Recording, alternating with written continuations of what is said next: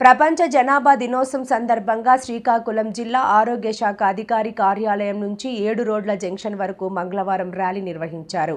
ఒకటో బిడ్డ బడికి, రెండో బిడ్డ బడికి, బాల్యం వివాహాలు అరికడదాం, మహిళల ఆరోగ్యాన్ని కాపాడుదాం అంటూ నినాదాలు చేశారు. మాట్లాడుతున్నాను.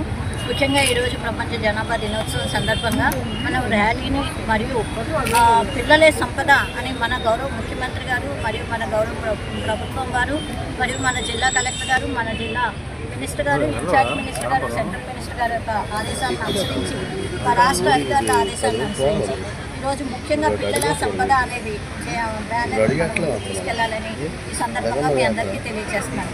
అదేవిధంగా మన పిల్లలు కానీ తల్లి బిడ్డల కంటానికి కానీ ఆరోగ్యంగా ఉన్న సమయాన్ని నిర్ణయించుకోవాలని చెప్పి మీ అందరికీ ఈ సందర్భంగా తెలియజేస్తున్నాను. మనకి ఇంతకుముందు 2001 నుండి 2011 వరకు మనకి బర్త్ సెన్సెస్ తీసుకుంటే 11.01%గా ఉంది. ఆ తర్వాత మనకి 2011 నుండి 2021 వరకు చూసుకుంటే మనకి సెన్సెస్ బర్త్ రేట్ అంటే పుట్టే పిల్లల సంఖ్య 6కు పడిపోయింది. అంటే ఇది చాలా గణనీయంగా తగ్గిన నిష్పత్తిగా మనకు కనిపిస్తుంది. అదేవిధంగా ఇప్పుడు మనం ప్రజెంట్ ఈ సెన్సెస్ మనకి స్టార్ట్ అవుతుంది, కానీ ఆ ప్రకారం ఇప్పుడు మనం చూసుకున్నట్టయితే మనకి బర్త్ రేషియో 1.5 ఉంది, 1.5 లేక 1.2 మధ్యలో ఉంది.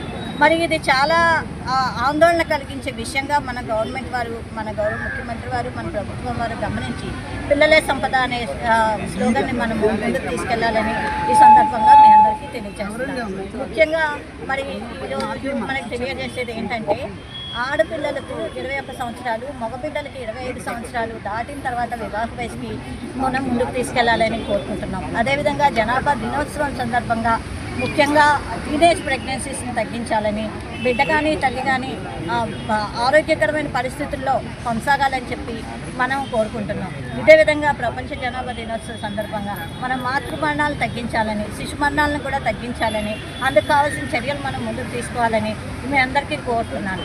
అదేవిధంగా ఈరోజు ఈ ప్రపంచ జనాభా దినోత్సవం సందర్భంగా ఈ DMHO ఆఫీస్లో ర్యాలీ కండక్ట్ చేయడం, అదేవిధంగా గ్యాప్ కోసం, పిల్లల మధ్య వ్యవధి కోసం మనం వాడే శాశ్వత కుటుంబ నియంత్రణ పద్ధతులు, తాత్కాలిక కుటుంబ నియంత్రణ పద్ధతులు, వాటిని అవలంబిస్తున్న వారికి మన క్యాష్ ప్రైజ్ ఈరోజు ఇవ్వడం జరుగుతుంది. అదేవిధంగా ముగ్గురు లేక బిడ్డలతో ఉన్న తల్లిదండ్రులకి కొంతమందిని లక్కీ డ్రా తీసి వారికి కూడా మన క్యాష్ ప్రైజ్ ఈరోజు ఆఫీస్లో ఇవ్వడం జరుగుతుంది.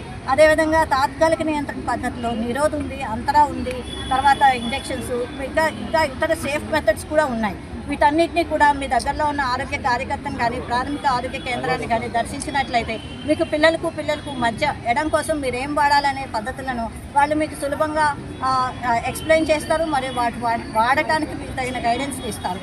ఈ విధంగా మీ అందరికీ తెలియజేసేది ఏంటంటే, గర్భిణికి మధ్య వ్యవధి ఉంటే తల్లి పరిపూర్ణ ఆరోగ్యవంతురాలై ఆరోగ్యవంతమైన బిడ్డను కంటుందని, తల్లి ఆరోగ్యం ఉంటేనే కుటుంబం ఆరోగ్యంగా ఉంటుందని, కుటుంబం ఆరోగ్యంగా ఉంటేనే మన జిల్లా, మన రాష్ట్రం, మన దేశం ఆరోగ్యంగా ఉంటుందని, ఈ విషయంలో మీ అందరినీ సహకరించాలని మరి మీ అందరినీ కోరుకుంటూ ధన్యవాదాలు తెలియజేస్తున్నాను.